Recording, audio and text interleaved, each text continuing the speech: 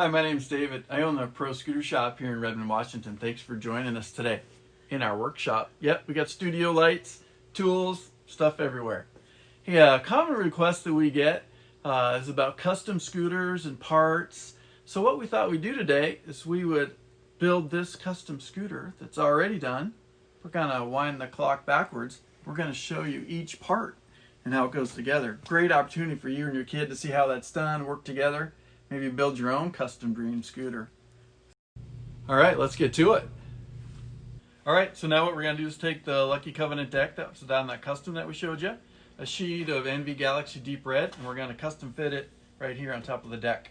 First thing we're gonna do is we're gonna cut a straight edge.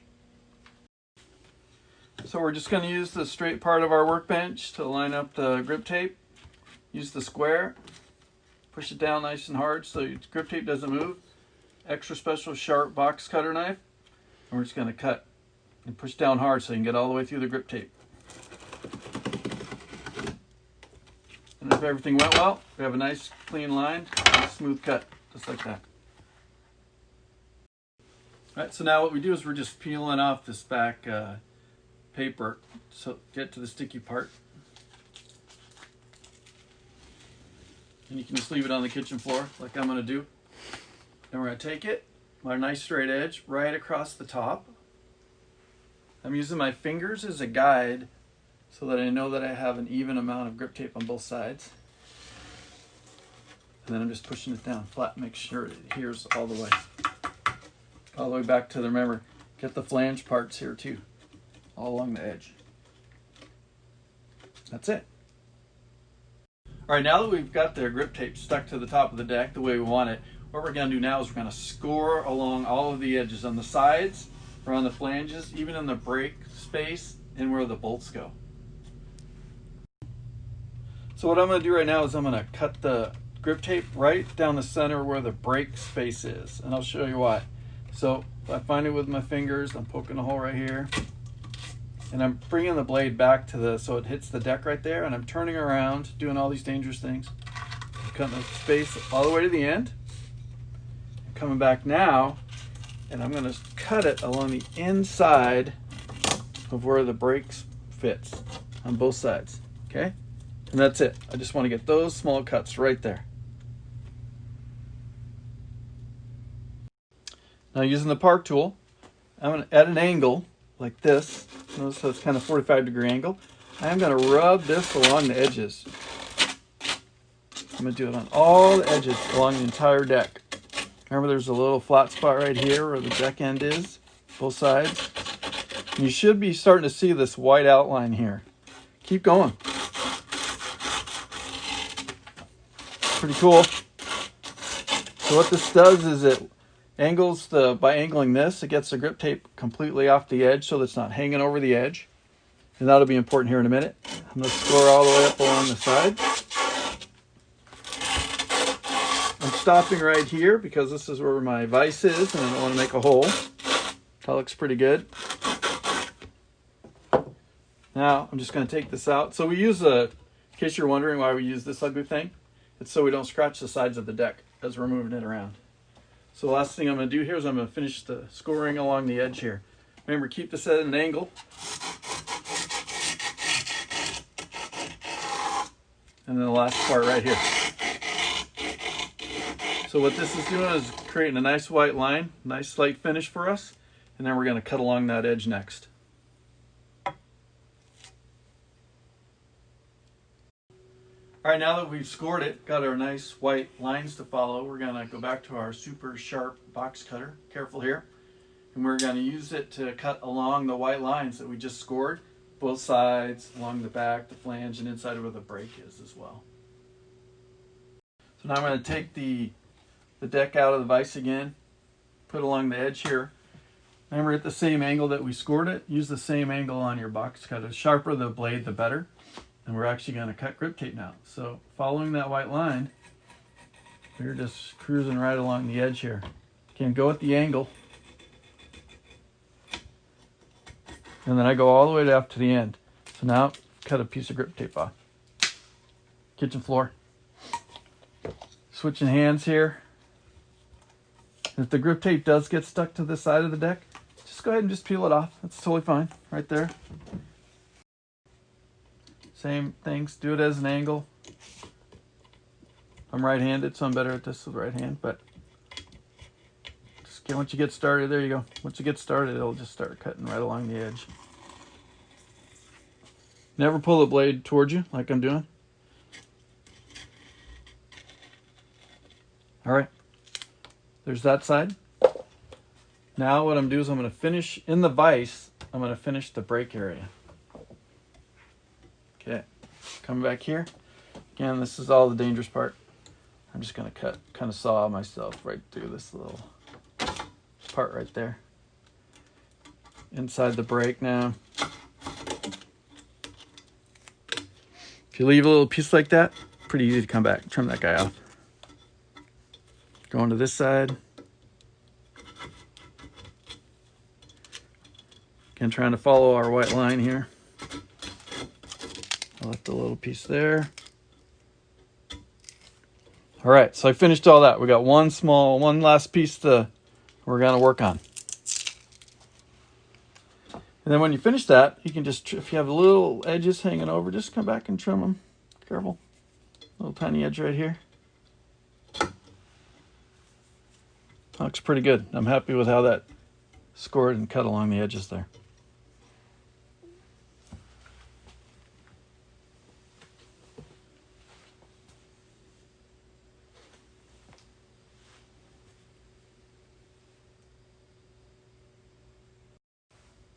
So what I'm going to do now is use my thumb. I'm going to push it down and get the indentions where the bolts go for the brake. So if you can see that right there, little indentions. Now I'm going to do a letter X in each one.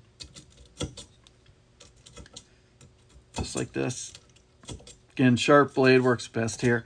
And now that I've done that, I'm just going to use the edge and I'm just going to cut out those little triangle pieces, little triangles, whatever those pieces are.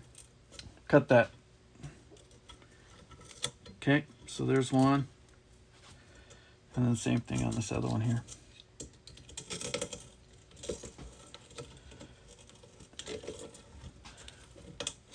Okay, and then there we go. Now the benefit of this is that we leave the bolts for the brake exposed. So if you ever want to remove your brake or put a new one in, or for whatever reason, now you can just get right to them through the nice clean cuts we did, and the bolts will stick. They'll be flush, but you'll be able to get to them pretty easily. All right, next thing we're going to do is we're going to actually install the brake on our deck that we just finished putting grip tape on. Side note, use a little tray when you're working on your scooter. Great place to put little parts like these little tiny screws for the brake. Now they're not rolling all over the kitchen floor, the garage, pets not eating them, whatever. All right, good idea. So now we're going to take the Lucky brake, and it comes with this rubber pad. Slides in here at the end of the deck. If you can keep the holes lined up, that's great. If it moves around like that, it's okay too. Get it to that point there. If you get lucky, the holes line up. If they don't, just use the smaller end of the park tool, and you can just line up the holes there. So if you look down inside there, got our holes pretty well lined up, looking good.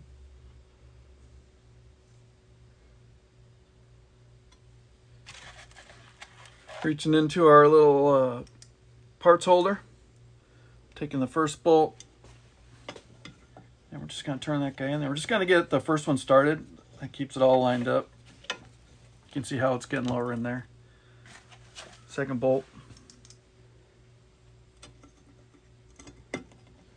Hole should already be lined up, but this will just kind of self-guide itself down in there. I just said self-guided itself down in there. That's funny.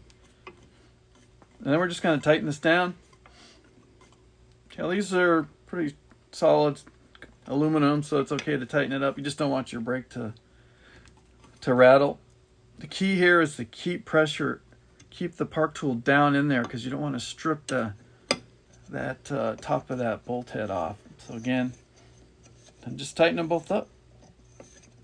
I kind of go back just to make sure they're both good and tight. That feels pretty good to me. The brake's pretty set, pretty in there, pretty good. And that's it. Now we have our brake installed.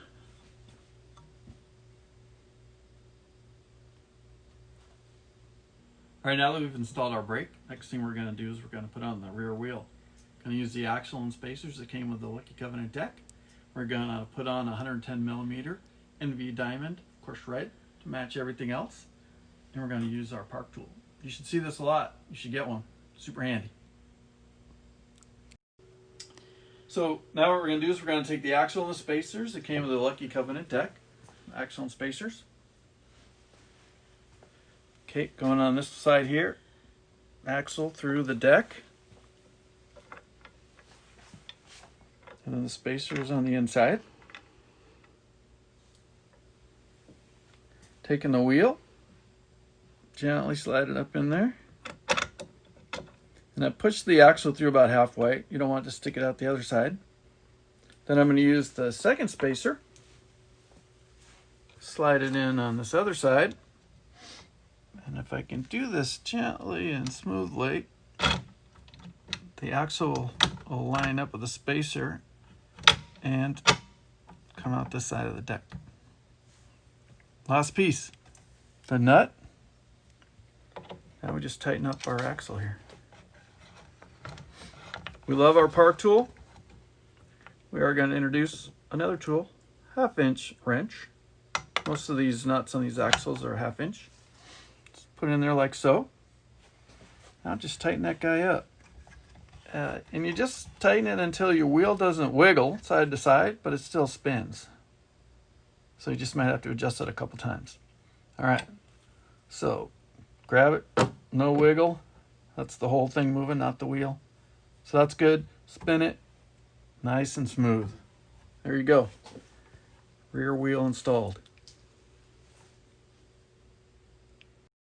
All right, the next thing we're going to do is we're going to install the headset and the head tube, and then the fork and the compression system. We're kind of all going to do that in one section here. All it goes together. So if you want to come in a little bit closer, let's point out some parts here for you.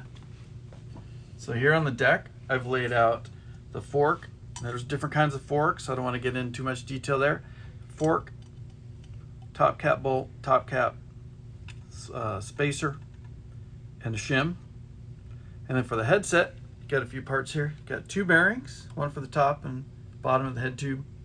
Another spacer, but we'll talk about why there's 2.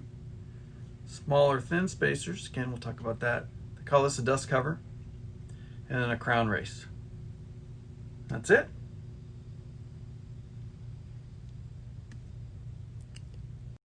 All right, so the first thing we're going to do, we're going to take our 2 bearings. One goes in the top, sits down in these little cups here. You can kind of just push it down in like that. The bottom one, sometimes you have to work it in a little bit. All these are compatible with all the decks, so it should click in there like that. If you have to work on it, that's totally fine. Push it up in there. The point is just to get it to flush sitting up in there. So what I do then is just to keep that all tight up in there. I leave my finger there and I take the fork and I'm just going to slide it up through there. It's okay if you bump the top one because we can always reset it. But so the bottom one just slid out. I'm just going to put that back in there again. Okay. We're there. So now the top and bottom bearing are set and the fork's in there. So we need to make up all this wiggle room right there. So we're going to use the spacer that came with the fork. It's pretty easy. Just goes down in here. Fits right down in there. All right, so that's gotten rid of all the wiggle there. So we don't have everything holding this together yet. So the last part here, we're going to take the compression system. Shim, we talked about earlier. Slides over the top. Top cap bolt, which came with it. Top cap. And then the bolt. Okay. Left my park tool way over there, so I'm just going to tighten this by hand for a minute.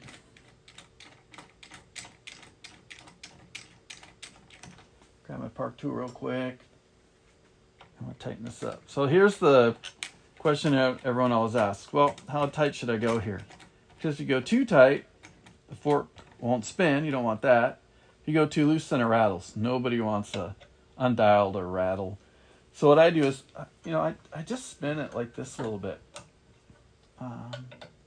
If there's I don't think there's a magic. So I go a little bit tighter because after we put the bars on, it'll loosen up. But I'd say, just start with something like that. So if I'm spinning it, it kind of does a little quarter of a turn there. I'm totally fine with that. All right, let's finish up here. Little mini spacers. Why do we do that? We put these over at the top here. We slide down. They're going to give us a little bit of space here. So when I put the dust cover on, we don't want the dust cover. That just slides on. You can turn it down. Put that all the way down. We don't want the dust cover to rub on the top of the head tube. So you want an itty bitty little space right in here. And that little space comes from those two wafer thin spacers that we just put in there. All right, there you go. Fork and compression system, all done. All right, so you might notice that we have a couple extra parts here. We didn't use the crown race and we didn't use the spacer that came with the headset. That's by design though. Hang on to them, you might want to use them later. Some forks have a built-in crown race, which the fork we used does have a built-in crown race. And we wanted to use the spacer that came with the fork instead of the spacer that came with the headset. So that's fine. All right, the next thing we're going to do, pretty simple. We're going to install the front wheel and the fork using the axle that came with the fork. This part's easy. All right, so here's the axle that came with this fork. So I'm just taking it apart right here. Note there's no spacers on this particular fork, and most forks don't have spacers. So the wheel just slides up in there nice and smooth. And then in my right hand, taking this part of the axle, the long part of the axle, I'm just putting it through the fork, lining up the wheel. If everything goes well, it pushes in. I'm fine with that, staying right there. I'm going to take my left hand, I have the other part of the axle, I'm going to put it on this side. So this type of axle screws together. So I have my park wrench here. I'm actually going to use two this time, two park wrenches. This one came out of nowhere, which is kind of awesome. And now I'm just tightening these guys up. Same thing like we talked about on the back wheel. There's no magic number. Too loose and it rattles. That's a boo. Too tight and the wheel won't spin. What do you do with that? So I'm just tightening this guy up. Ooh, I'm pretty happy with that. Then I just give it a spin. And that's all right if it's a little stiff because it's gonna loosen up as you ride. But I'm actually okay with that. So we're gonna leave it just like that. There you go, installed.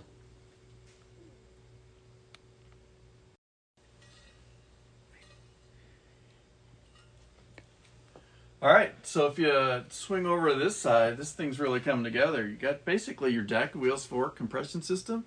Everything's set there. We just got a couple pieces to go and then our custom is done. Put some bars, a clamp, some grips, be ready to ride. All right, we got 3 parts to go here. We got bars, clamp, and some grips. Almost there. All right, now what we're gonna do is we're gonna take the Lucky oversized clamp and we're gonna slide it onto these NV aluminum Reaper bars. See that the bars already come with a slit in it? It's perfect for us. All right, so the clamp slides on just like so, pretty easy. What we're shooting for is we want the clamp and the bars to be flush. What do we mean by that? I'm gonna show you what I don't want. I don't want this. See how there's a space there?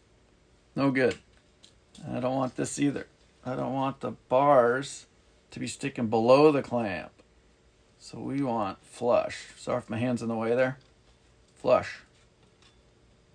Like so. That's what we're shooting for. It's just like that.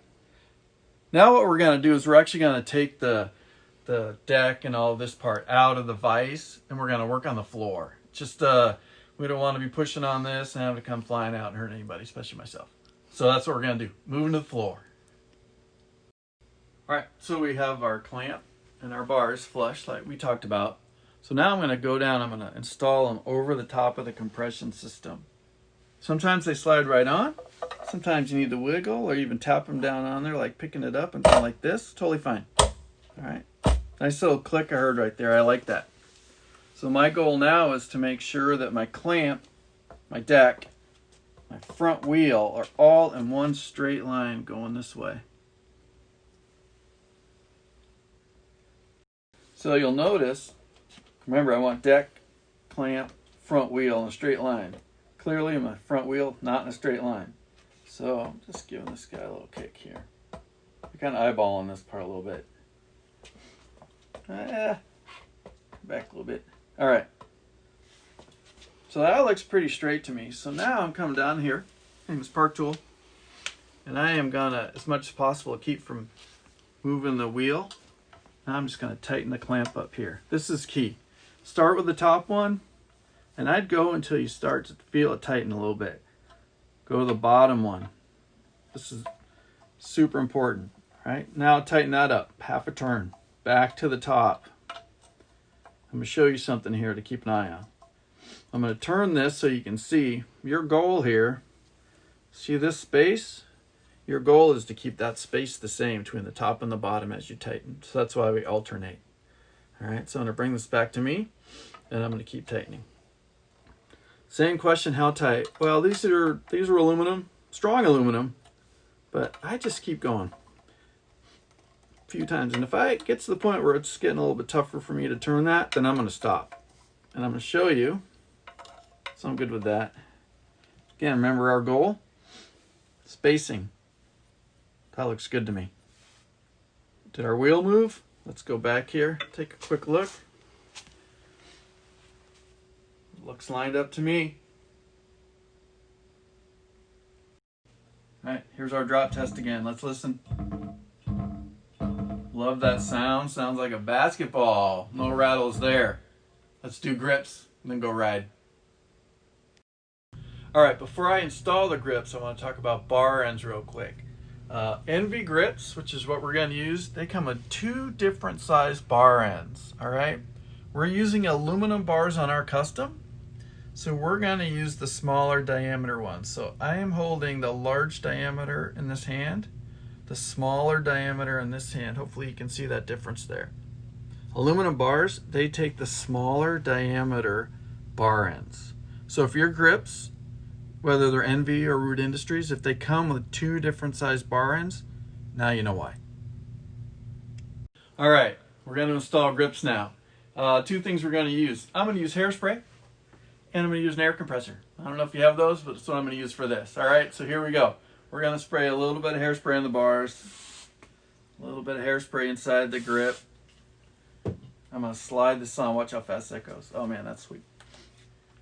Yeah, a little bit extra comes out, doesn't matter. Bar ends, small diameter, fits in the aluminum bars.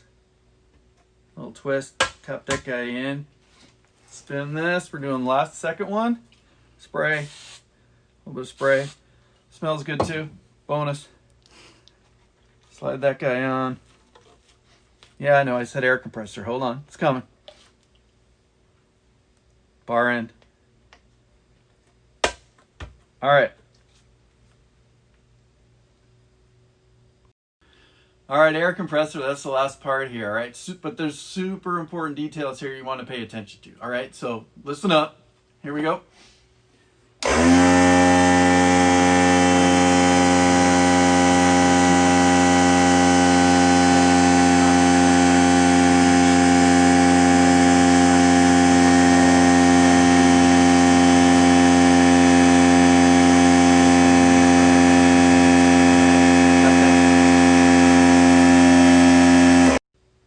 Okay, did you get that? That was super important.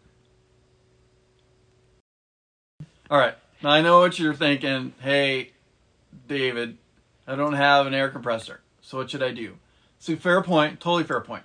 So what you can do is you can still use the hairspray, and it will dry over time. Takes like 15, 20 minutes or so. So if you're in a hurry, I'd say just go buy an air compressor. If you're not in a hurry, then it will just dry naturally on its own. It's mostly water, and that'll evaporate over time. So it does work. Still, best way to go is the air compressor. All right, I am going to use the air compressor this time for real to dry the hairspray inside the grips. All right, so just watch this. Air compressor's going to come on, but you're not going to miss anything important. I'm not going to talk this time. All right, here we go.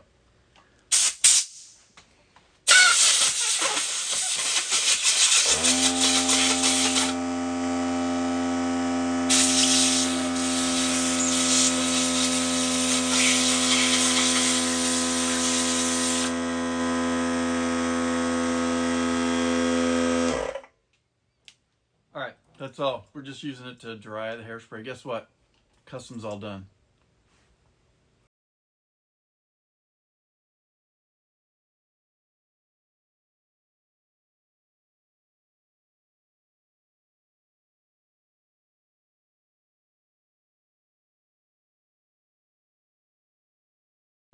Hey, hope you enjoyed that. That video and more on our YouTube channel, Pro Scooter Shop. We'll see you next time.